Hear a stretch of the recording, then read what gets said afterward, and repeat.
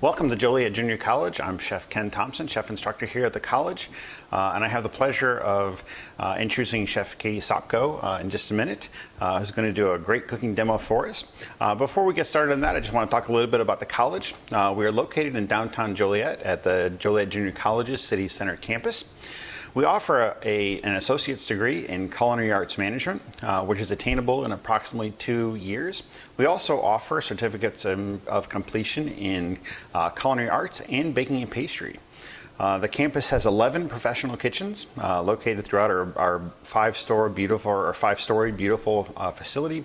And we offer 2 student-run restaurants, which are open to the public. We're generally open on Mondays through Friday, and we encourage you, if you're interested in coming out to dine with us, to make reservations ahead of time. There's only so many seats, and it's a very popular event for people to come out and join us at the college.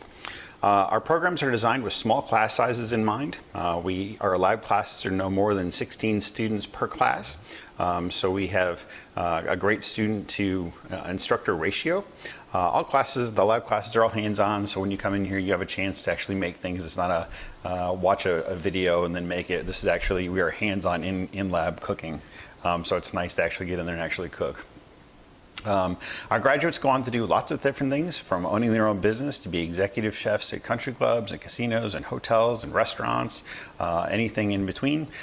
So we have a wide variety of successes from our culinary arts management graduates. If you'd like more information about the program, there's a number at the bottom of the screen. You can reach out to our department secretary, and they will get back to you as quickly as possible. So we look forward to working with you at the college, hopefully. And if you'd like more information or know somebody that wants to be a chef and come out and see us, we're happy to arrange a tour of our facility so you can see this just wonderful place to be. So without further hesitation, I have the pleasure of introducing one of our culinary alumni from the culinary arts program and culinary adjunct faculty, Chef Katie Sopko. So welcome. Thank you for coming out today to do a demo. So I'm going to turn it over to Chef Sopko, and she's going to talk to us about what she's going to make today. So yeah. Thank you for coming out today, Chef. Thanks, Chef. Thanks for the introduction. Hi. It's great to be back here demoing a little bit for you guys today. I'm going to prepare today baba ganoush, which is one of my favorite recipes to make, especially at home, because I have a lot of dietary considerations at home when I decide to have family over. I have 2 vegans in my family, a vegetarian, so I have to be creative and find something that's easy to prepare, that people like, that tastes good and is healthy as well. This is an incredible recipe because it's super simple. We have 5 ingredients, really. That's the basic of baba ganoush. So if you like things like hummus and all of the amazing vegetables you see here, this is a great dish, a simple dish to make at home. Great for the summertime too, because traditionally when you make baba ganoush, we start with eggplant, right?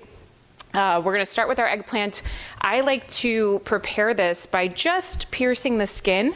What that does is when I go to grill this eggplant, or I can roast the eggplant, it lets some of that smoky flavor kind of infuse into the flesh of the eggplant. So whether you're putting it on the grill or you're roasting it, it's nice to pierce that skin. It's also a good idea because if you decide not to pierce the skin, you're going to end up with an exploded eggplant in your oven. So always good to poke a few holes into the flesh. You can roast this on the grill.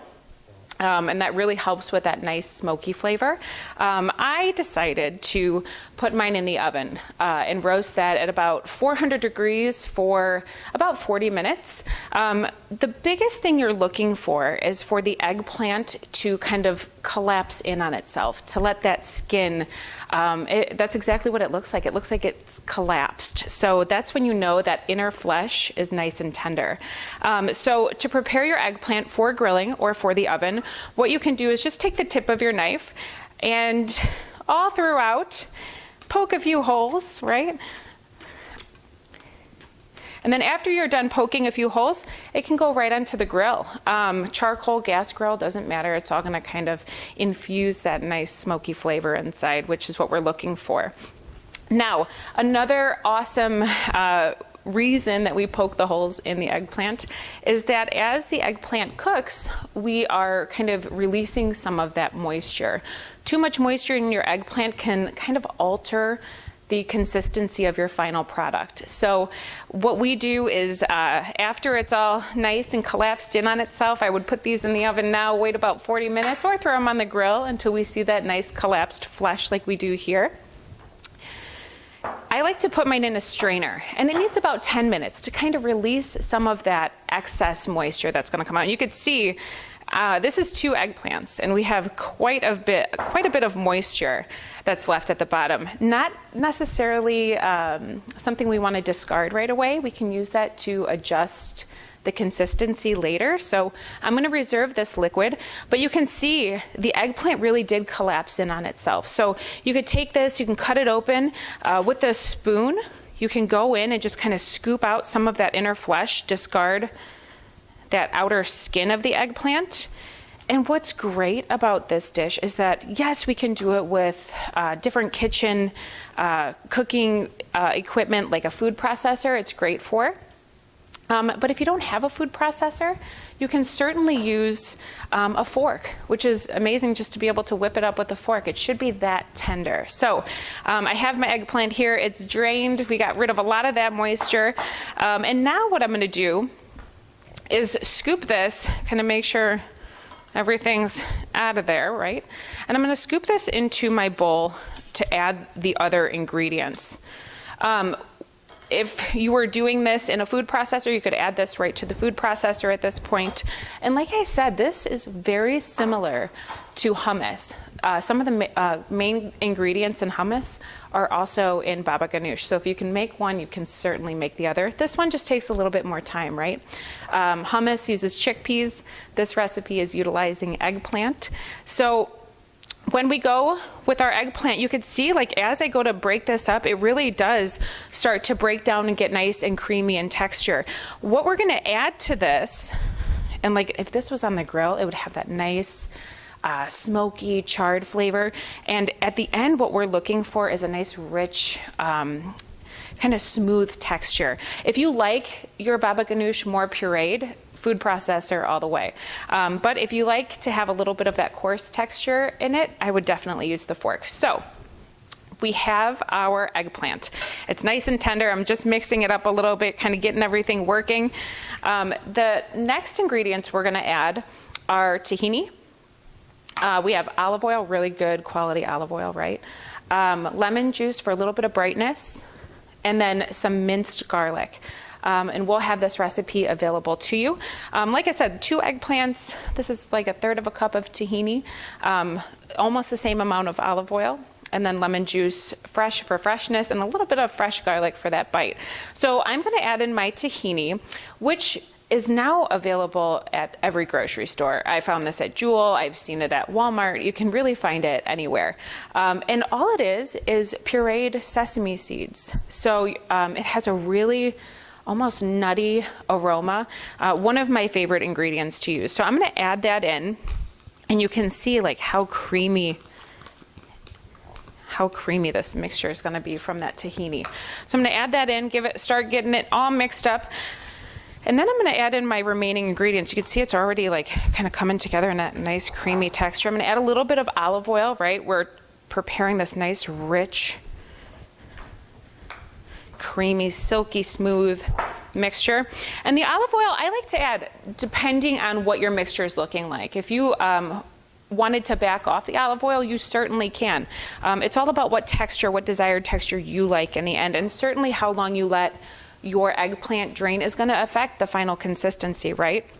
And then the garlic, I have about a teaspoon of minced garlic and some lemon juice for freshness. Again, adding as much or as little as you want is the key here. What you like, what flavors you like. And you can see it's really starting to change its consistency. Most important thing anytime we're cooking anything is obviously seasoning with salt and pepper as we go. So I'm going to add a little bit of seasoning here and get everything mixed around. And this is looking great. So I have my mixture in my bowl here. I'm gonna swap out my utensils. What's great about baba ganoush is it's very healthy. It's a great healthy snack. It's vegan. It's gluten-free, right? Depending on what you decide to pair it with. Obviously not with the pita bread, but it's really delicious when it's served with those hearty, able to hold their shape vegetables. So I like to pair my baba ganoush alongside hummus. And like I said, since those flavors are all kind of utilized in the ingredients to make both, it's nice because it's, you know, a couple different things that you need, two totally different dishes.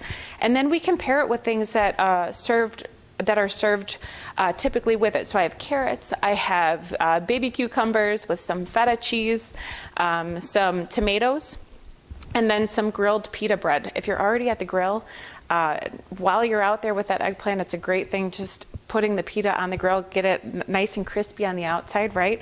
Some of that smoke flavor imparted in there. And then what we need to do, obviously we need to taste it, right? Make sure everything tastes good. And then we can adjust seasonings from there, sorry.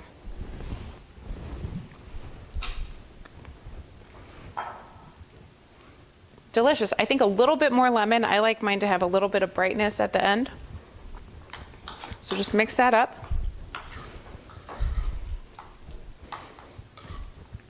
And then you'll notice a lot of times hummus, baba ganoush, is served in kind of like a nice shallow dish. And what that does is kind of gives you an opportunity to put some nice garnishes on top. Like with my hummus here, I decided to make a hummus with olives. So I can garnish with fresh olives on top, a little bit of sesame oil, some sesame seeds. With our baba ganoush, once I get this in the bowl here, nice and creamy, I like to plate this, you know, for presentation here, kind of smooth it all out, right? That's how we normally see it. And you can kind of use your spoon to make a little bit of a well, and that holds on to some of your nice garnishes. I have some fresh parsley. Like I said, you got that nice charred flavor. We're gonna brighten it up with some nice fresh parsley, pop a color from some smoked paprika here, a little bit of really good olive oil drizzled alongside there. And like I said, it's such a great dish, especially this time of year when we're getting outside, we're firing up the grill. We can let this go on the grill while we mise en place or get all of the other items ready. It doesn't take a lot of equipment. I was able to do this entire dish in a bowl. But if you have a food processor and you want to, you know, make this quick start to finish and pair it alongside something else that's equally as quick to make, it's a really great dish for summertime. And like I said, this is great for people in my family or anybody with a dietary consideration, like vegan, right? Because I don't have any sort of dairy involved in this. And it goes well, nice healthy snack that you can pair with all of the other vegetables that we have here. So that is baba ganoush and all of its accompaniments.